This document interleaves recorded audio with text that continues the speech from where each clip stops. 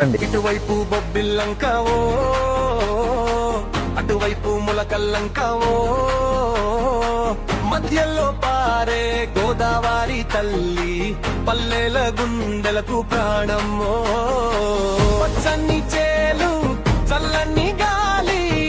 నీటి పాటే మన జీవనశాలి పడవ ఊగే గోదారి ఒడ్డున బంధం కట్టే